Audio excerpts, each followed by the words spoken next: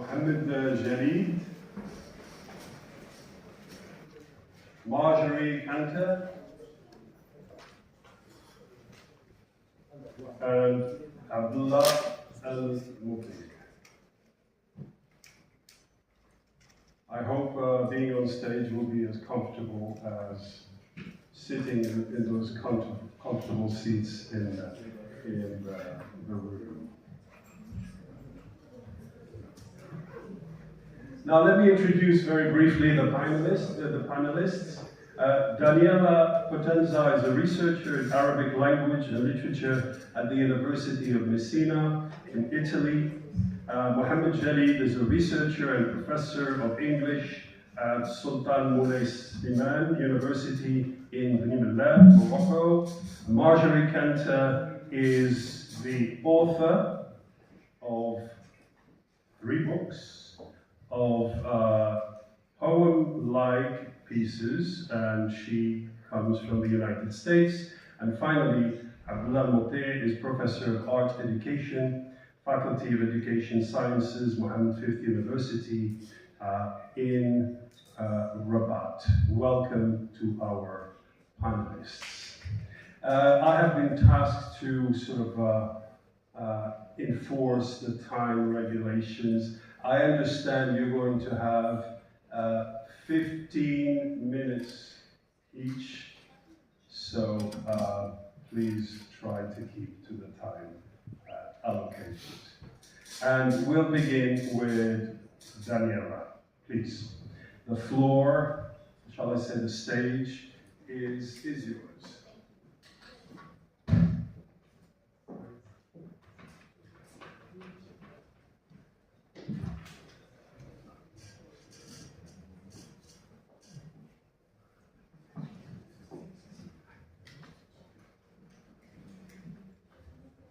Hello everybody, thank you.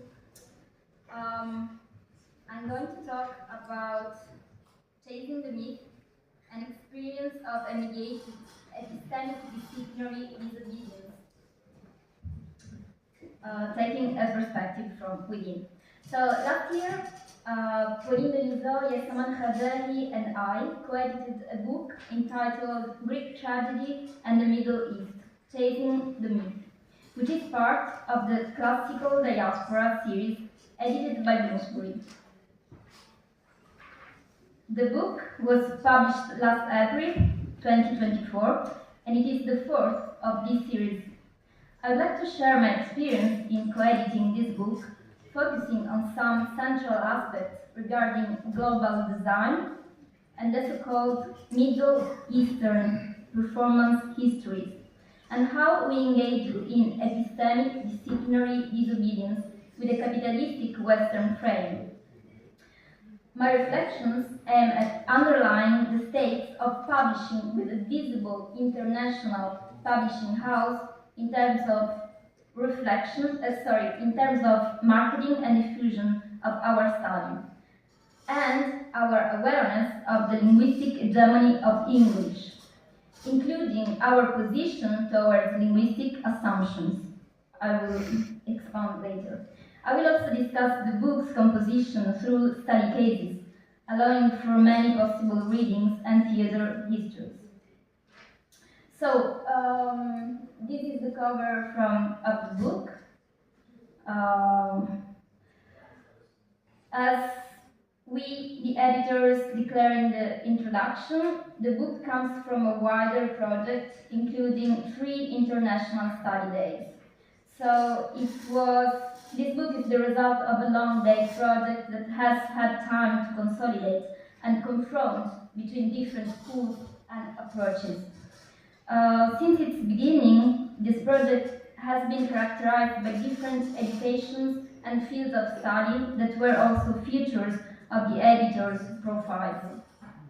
Concerning us, the editors, the 3 of us, so Yasaman Khadali, Pauline Denisot and I, had met in different occasions. And this is important, I will tell you later why. So, regarding our background, Pauline Denisot is a lecturer at the University Lumière Lyon 2, so in France, and she has done theatrical studies. She has historical and social political approach to theater. Yasaman Khadahi, she is from Iran, but she works in France. She's Associate Professor of Theater Studies in the Department of Cultural Studies and Management of Cultural Projects and Institutions at the University of Clermont-Auvergne. And she's actually an anthropologist.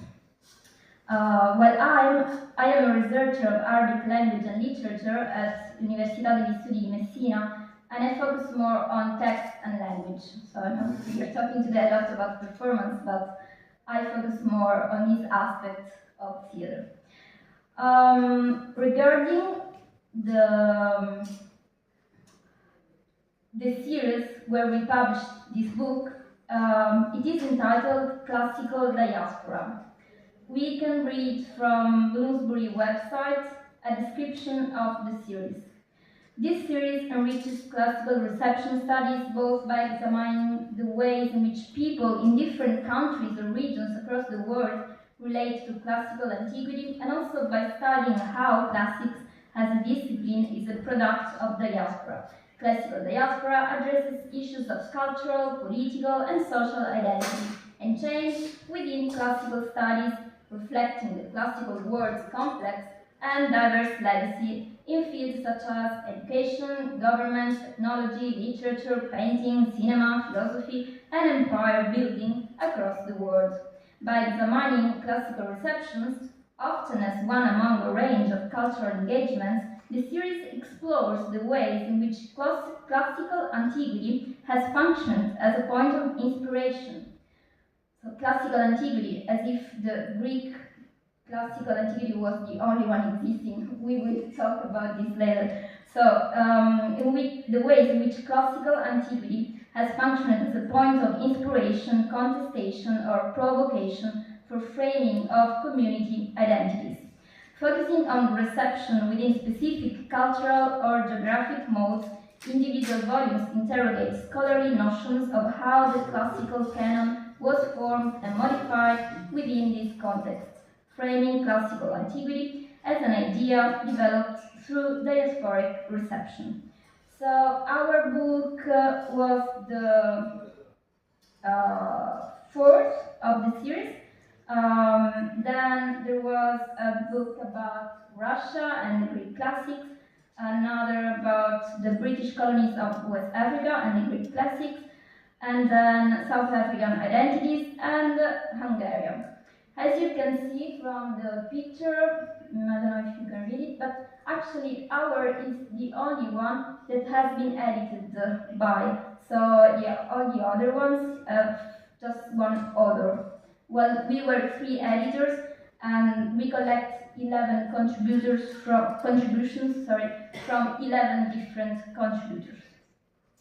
And our book is the only one that does not include the word classics in the title, and it was our choice. But we will come back to the title. So from the high prices of the hardback editions, we realized that the book is located within a Western capitalistic academic frame. Indeed, the publisher is Bloomsbury Academy.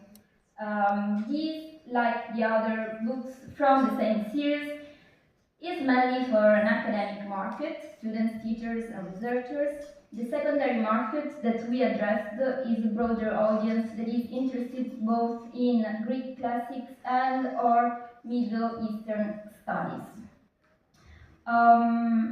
Regarding this frame, economic frame, normally when you publish with a big, we all know, when you publish with a big international academic editor, there are few solutions.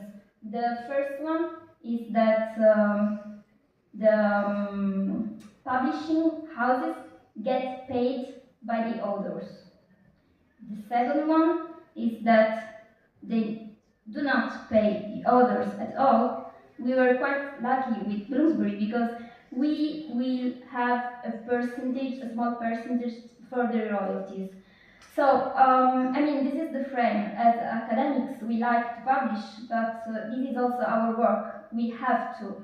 And the conditions with international academic publishing houses are not always like the best, the most advantageous. So, regarding our book, we gave a description that you can find on Bloomsbury sites. I will read it to you so you can have an idea what the book is about before discussing about the project. Employing the idea of interculturality to study Middle Eastern adaptations of Greek tragedy from the turn of the 20th century until the present day, this book first explores the earlier phase of the development of Greek classical reception in Middle Eastern theatre. It then moves to focus on modern Arabic, Persian, and Turkish adaptations of Greek tragedy both in the early post-colonial and contemporary periods in the MENA region and in Europe. Case by case, this book examines how the classical sources are reworked and adapted, as well as how they engage with interculturality, hybridization, and the circulation of aesthetics and models. At the same time, it explores the implications and consequences of expressing socio-political concerns through classical Greek sources. When Muslim thinkers and translators introduced the Greek philosophy, in particular Aristotle's Poetics, to the West in the Middle Ages, adaptations of Greek tragedies only appeared in the MENA region at the very beginning of the 20th century. For this reason, the development of Greek tragedy in the Middle East is difficult to disentangle from colonialism and cultural imperialism. Encompassing language differences and offering for the first time a broad approach on the Middle Eastern reception of Greek tragedy, this book produces a renewed focus on a fascinating aspect of the classical tradition. So, as I mentioned before, we collected 11 contributions, we wrote an introduction and also an afterword. And even the index, we did it, we made it. So, contributions deal with the whole Middle East. So you can find Arabic countries, Maghreb and Mashrek, but also Iran, Turkey and Israel. We first collected the papers, then we found a possible organization that would be suitable to show different trends and approaches to Greek tragedy, demonstrating, for instance, that in the MENA region, this has not always been considered classics, and that's why we refused to define the Greek tragedy as classics, because it has not always and everywhere been the case. I also have to say that as for MENA region, we know that this is the trace of colonialist approach, because if you define something as Middle Eastern North African, the Middle East, to call it Middle East, Sharq al-Awsat, you must be located somewhere. So, I mean, we could choose to call it other ways, but we prefer to stick on the tradition in this case. At least it was clear what we were talking about. Contributors go from PhD students to more, let's say, emeritus professors. So young researchers and less young, all specialized in the MENA theater with their different approaches: linguistic, historical, performance studies, cultural policies, legitimization, social political, philological, comparative, gender studies, and so on. These differences in our specializations, approaches, age, gender, and schools of education were points of solidity for us in the communication with the series editors. So, when we presented the book to Bloomsbury, we had to fill up a publishing proposal form with general information about us, but also particular information about our book. I will focus on some of these features. For instance, the title. So at the beginning, we chose Chasing the Myth, Greek Tragedy and the Middle East. This was our choice. 2 minutes. Okay, thank you. And the publishing house, before we signed the contract, changed the position. So Chasing the Myth is like almost not visible in the cover. It's the orange thing written down there. And we realized that we signed the contract with the title exchanged just when the cover was ready, so we couldn't say anything. But also, at the beginning, we got very strange comments about our proposal. We had just written 250 words proposal, and we got the commentary that in the title there should be the Syrian theater appearing in the title.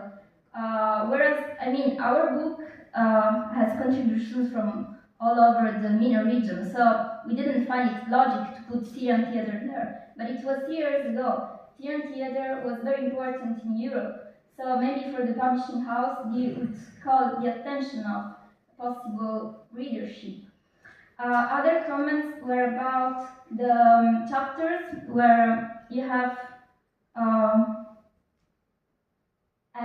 Greek heroine in the titles. The commentaries were the same for the 3 chapters, saying, "We hope you will go through gender studies." We didn't want to, so we didn't ask the contributors to do that. We were asked to do a link with Gospels, and we didn't because this wasn't logical to us. When we affirmed that a play, like the last chapter, Tingitanos, by Zubair Belbushta, was the first Moroccan tragedy taken from the Greek myth, we were saying that this was not possible because there was Apuleius writing here in Morocco. But in our conception of the MENA region, Apuleius was not in there. So we realized that we actually came from another world. That's one of the MENA region studies, while the series editors were commenting upon another kind of position. And I think we were lucky enough to be solid, the 3 of us, in refusing such invitations and others that I don't have the time to expose. But just to say that I completely agree with the focus of this conference and with the term of global design, as Mignolo defines it, that we must be aware of what we are writing about and not to accept compromise with the other part, even if this is like a huge, big publisher that can give us visibility, which is also important for us. Thank you.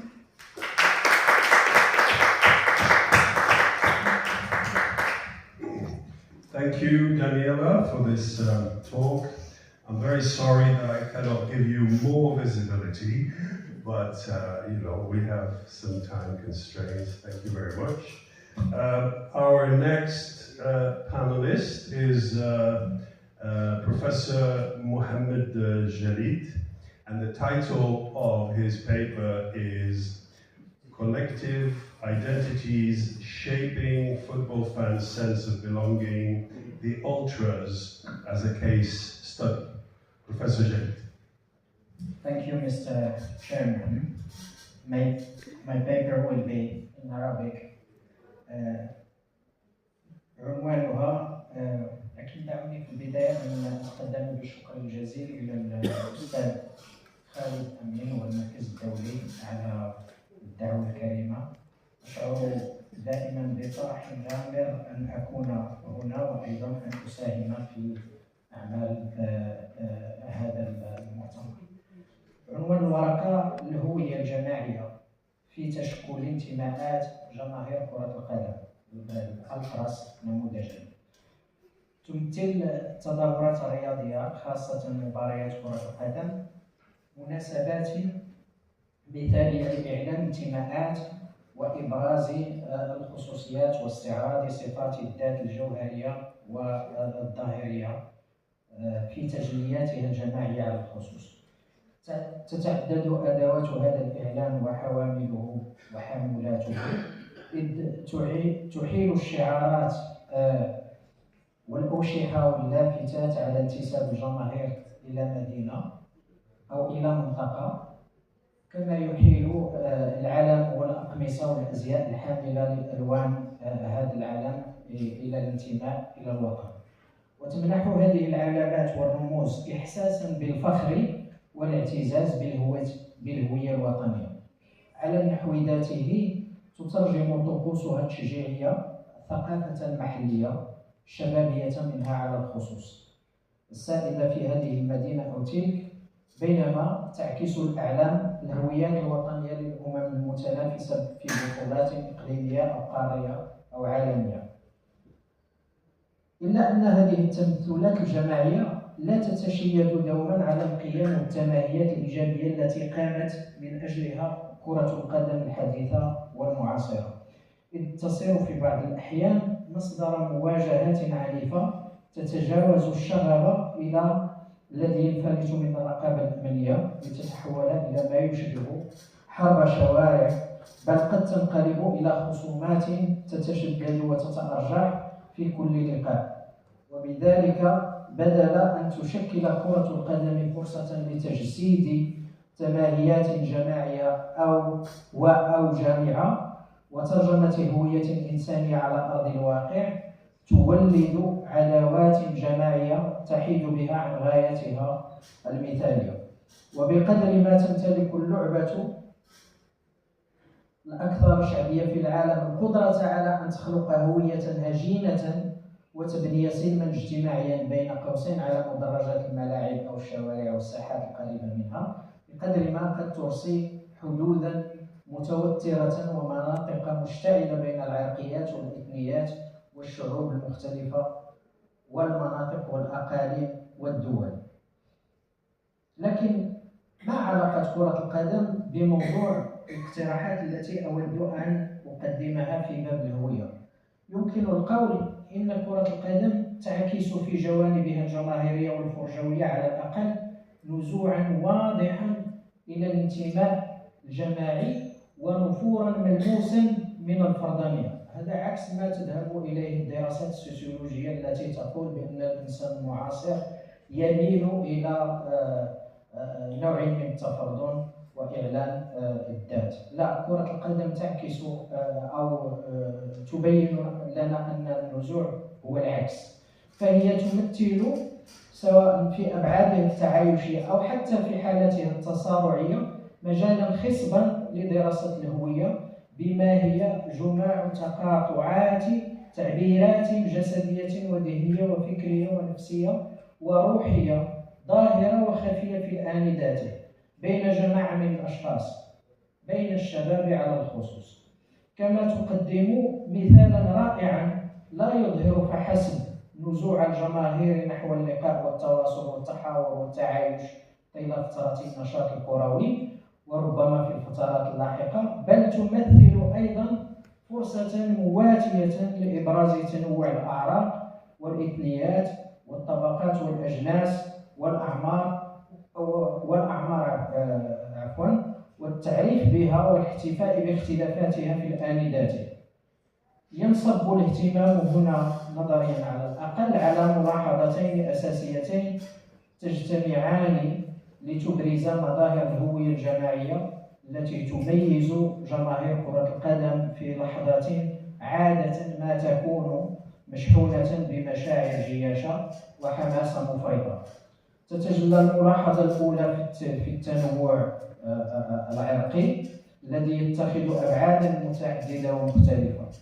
في هذا السياق يمكن التركيز على الجوانب الإثنية والعرقية بوصفها سمة بارزة في طبيعة التركيبة البشرية التي تتميز بها النوادي والدوريات. فعلى سبيل المثال تراوحت نسب اللاعبين ذوي الأصول الأفريقية في بعض المنتخبات الأوروبية التي شاركت في كأس العالم سنة 2018 وكأس الأمم الأوروبية سنة 2020 بين الثلث والنصف بحسب تقرير لصحيفة The Guardian. ويتجسد هذا التنوع بصورة واضحة في تعايش إثنيات مختلفة داخل المنتخب الواحد. الفلامان والوالون في المنتخب البلجيكي، العرب والأمازيغ مثلا في المنتخبات المغاربية، بل وتعايش المسلمين والمسيحيين وغيرهم في منتخب أو نادي واحد كالمنتخب الفرنسي أو الإنجليزي أو حتى الأندية مثل ليفربول أو الأهلي المصري. يمكن القول إن هذا الانفتاح الحاصل في البنيات البشرية لكثير من المنتخبات العالمية راجع إلى 4 عوامل رئيسية سأذكرها باختصار. الانتقال الديمقراطي الذي سمح بمشاركة الجميع في كل الأنشطة ليس فقط النشاط الكروي. العامل الثاني غلبة رأس مال الذي يسمح بالاستثمار باستخدام المواهب الكروية من كل الدول كيفما كانت أعراقها. ثم حركة العولمة التي سمحت بانتقال السلع كما سمحت أيضا بانتقال اللاعبين بين القارات إلى. وأخيرا تطور الإعلام الذي أبرز ما يتسم به العالم من تنوع ثقافي إلى غير ذلك. هناك ملاحظة ثانية تهم انتماء الجماهير وميولها التشجيعية. يتجسد الانتماء الهوياتي من خلال التشجيع والمناصرة عبر تعبيرات مختلفة تتداخل فيما بينها في كثير من الأحيان. تتحقق هذه التعبيرات عبر اتفاق مجموعة من الأفراد على مناصرة هذا النادي أو ذاك داخل هذه المدينة أو تلك، كما هو الحال بالنسبة لجماهير الوداد والرجاء في الدار البيضاء. على العموم هناك 3 ملاحظات رئيسية محددة للانتماء في عالم الرياضة بالخصوص في كرة القدم. الملمح الأول هو ملمح محلي يظهر تماهيا محددا ومحدودا قوامه الانتصار إلى نادي الحي، نادي المدينة. يتميز هذا الملمح المحلي بجلاء التبني الهوياتي إذ يتم إعلان الانتماء إلى النادي في الفضائين الخاص والعام من خلال تبني شعاراته وألوانه وتملك علاماته الواسمة مثل الأقمصة وصور اللاعبين، وكذا المعرفة بتاريخه وأعلامه وبطولاته.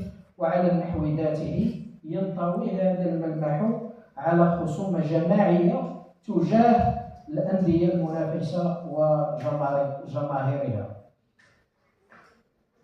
الملمح الثاني هو ملمح وطني وهو جامع في الغالب، لكن الهويات والانتماءات الجماهيرية المحلية تنعكس تمظهرتها من خلال ترديد النشيد الوطني ورفع العلم أو الشعار الوطني إلى غير ذلك.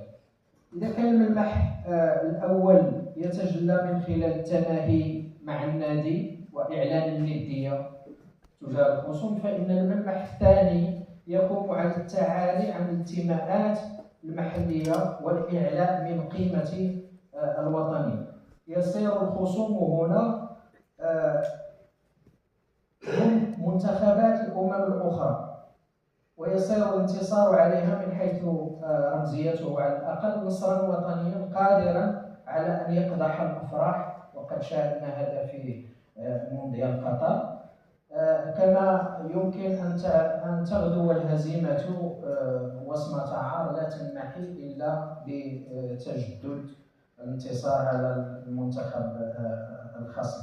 على أي هنا يمكن أن أسرد بعض النماذج التي كانت مثالا بارزا للخصومة بين الأمم. المقابلة الشهيرة بين إيران والولايات المتحدة الأمريكية سنة 1992 التي كانت تعبيرا عن مدى قوة أو الشحنة السياسية والخصومة السياسية بين البلدين.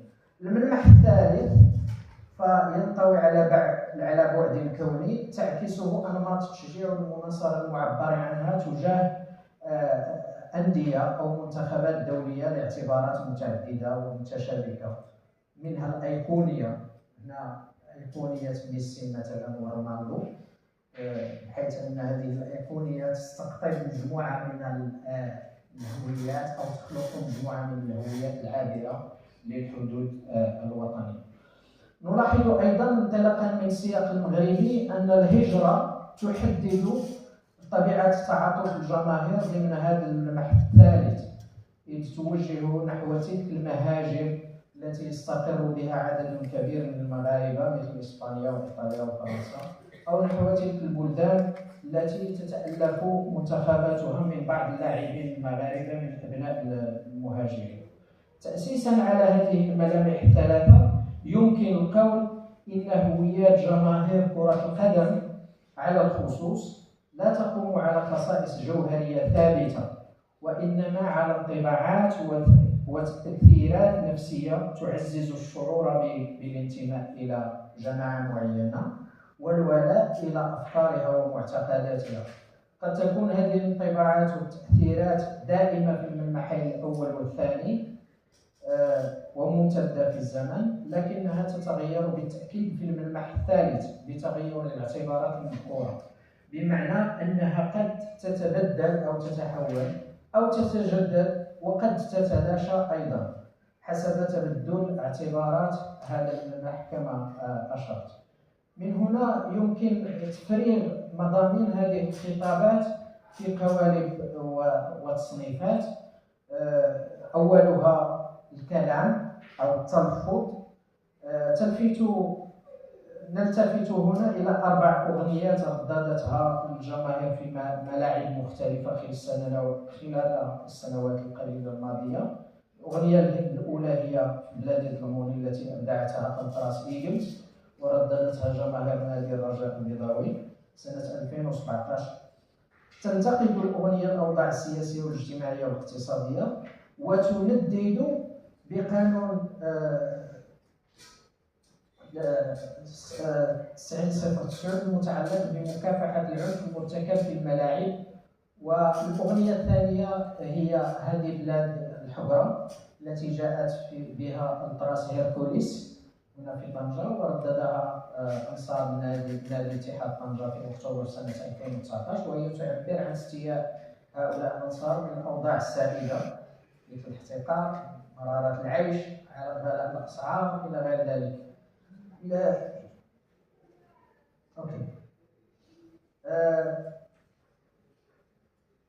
الأمر الثاني هو الصورة والتصوير. تعتمد كل الروابط الجماهيرية في المغرب على نظيرتها في العالم الصورة بمختلف أشكالها حاملا لتبليغ صوتها.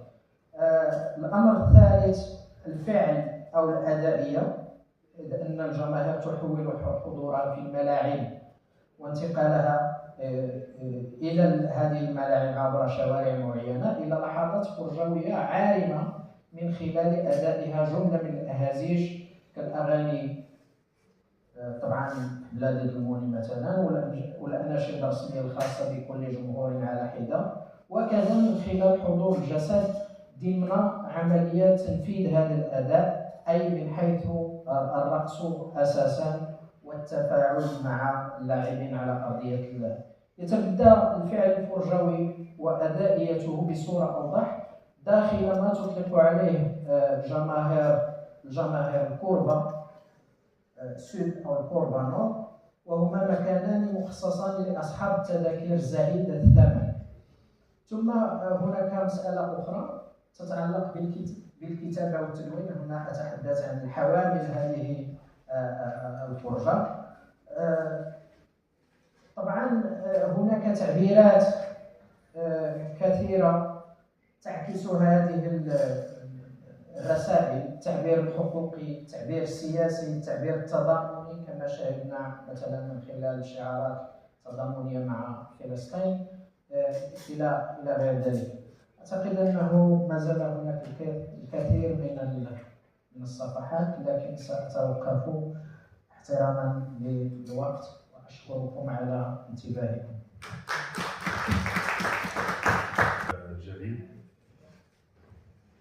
Now I give the floor. Oh, she's already taking it. Yeah, please, it's your turn. To Marjorie Cantor. The title of the talk is Talking Cultures, a multilingual, multicultural, participatory project. Just 1 second. I think you've got something, but anyway. There's a handout that sort of follows the talk. It's a little bit different, but more or less follows it. Thank you so much. And, okay, wait a minute. For the next one, yes, okay.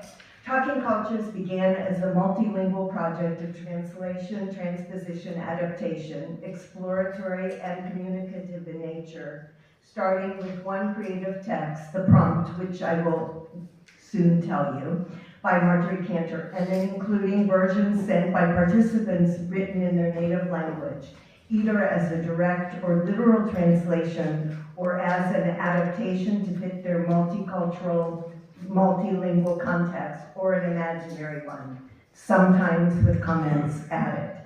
It also includes interaction from with sources on internet and reverse translations, plus specific sources for adaptation of the text to some non-oral communication systems and or dialogue on issues of translation and bilingualism, including ChatGPT and Google Translate. My work is always a process. I start from the bottom and just from sort of an idea, and things move along through interaction with people. So this project has permitted a lot of that. Deeply involved in the early process were Yulia Shimko, Head of Research Organization Studies and Ethics Department of Organization Studies and Ethics at Audencia Business School in Nantes, France, and Madeline Navarro Mena, originally from Cuba, then in Poland, and now in France, and multilingual. Madeline coordinated with me both the search for participants and the development of the project. Yulia was a huge source for identifying participants from around the world and overall support. Jose Luis Delgado Guitar, creative, helped with all aspects, including technology. The prompt, Talking Cultures. He speaks to me in Spanish most of the time. I speak to him in English most of the time. We understand each other most of the time. These are languages and systems of communication in the collection. It really grew. I thought I would have about 10 different ones, and things just kept happening. So you can see it includes things like